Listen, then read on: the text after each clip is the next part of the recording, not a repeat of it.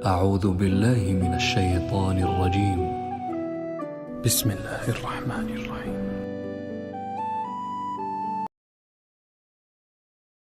شروع اللہ کا نام لے کر جو بڑا مہربان نہایت رحم والا ہے. نون، قلم کی اور جو کچھ لکھنے والے لکھتے ہیں اس کی قسم کہ اے پیغمبر صلی اللہ علیہ وآلہ وسلم، تم اپنے پروردگار کے فضل سے دیوانے نہیں ہو، اور بے شک تمہارے لیے بے انتہا اجر ہے، اور یقیناً تم اخلاق کے اعلی مرتبے پر ہو. سو ان قریب تم بھی دیکھ لو گے اور یہ کافر بھی دیکھ لیں گے کہ تم میں سے کون دیوانہ ہے. تحقیق تمہارا پروردگار اس کو بھی خوب جانتا ہے جو اس کے رستے سے بھٹک گیا، اور ان کو بھی خوب جانتا ہے جو سیدھے رستے پر چل رہے ہیں. تو تم جھٹلانے والوں کا کہا نہ ماننا.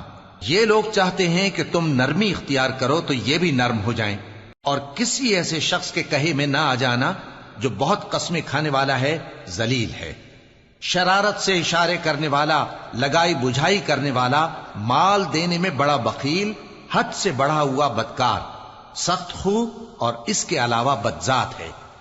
اس سبب سے کہ مال اور بیٹے رکھتا ہے، جب اس کو ہماری آیتیں پڑھ کر سنائی جاتی ہیں تو کہتا ہے کہ یہ اگلے لوگوں کے افسانے ہیں، ہم ان قریب اس کی اونچی ناک پر داغ لگائیں گے.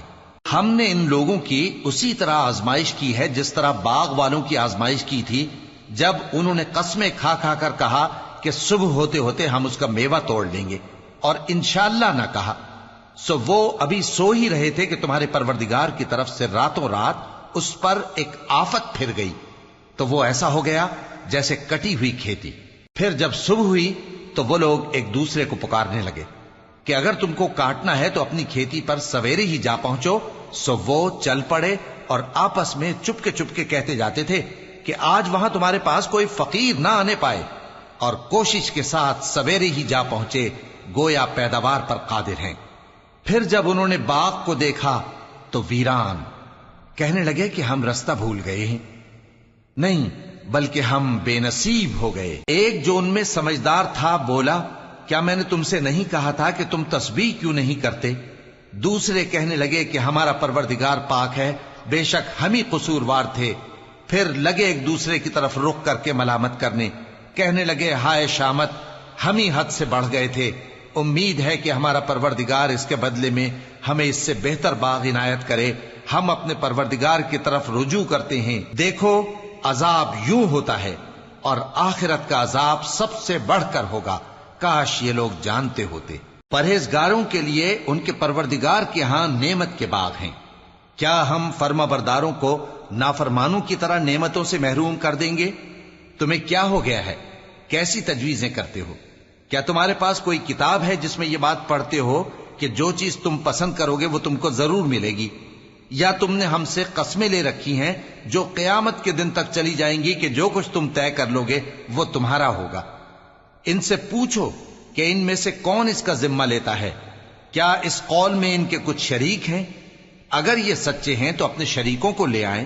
جس دن پنڈلی سے کپڑا اٹھا دیا جائے گا اور کفار سجدے کے لیے بلائے جائیں گے، پھر وہ سجدہ نہ کر سکیں گے. ان کی آنکھیں جھکی ہوئی ہوں گی اور ان پر ذلت چھا رہی ہوگی، حالانکہ پہلے اس وقت سجدے کے لیے بلائے جاتے تھے جبکہ وہ صحیح و سالم تھے. سو مجھ کو اس کلام کے جھٹلانے والوں سے سمجھ لینے دو. ہم ان کو آہستہ آہستہ ایسے طریق سے پکڑیں گے کہ ان کو خبر بھی نہ ہوگی، اور میں ان کو مہلت دیے جاتا ہوں. میرا داؤں بڑا مضبوط ہے. اے نبی، کیا تم ان سے کچھ معاوضہ مانگتے ہو کہ ان پر تاوان کا بوجھ پڑ رہا ہے، یا ان کے پاس غیب کی خبر ہے کہ اسے لکھتے جاتے ہیں؟ سو اپنے پروردگار کے فیصلے کا انتظار کیے رہو، اور مچھلی کا لقمہ ہونے والے یونس کی طرح نہ ہونا کہ انہوں نے اپنے رب کو پکارا جبکہ وہ دل ہی دل میں گھٹ رہے تھے. اگر ان کے پروردگار کی مہربانی ان کو نہ سنبھال لیتی تو وہ چٹیل میدان میں ڈال دیے جاتے مذموم حالت میں. پھر ان کے پروردگار نے ان کو برگزیدہ کر کے نیکوکاروں میں شامل کر لیا. اور کافر جب یہ نصیحت کی کتاب سنتے ہیں تو یوں لگتے ہیں کہ تم کو اپنی نگاہوں سے پھسلا دیں گے، اور کہتے ہیں کہ یہ تو دیوانہ ہے.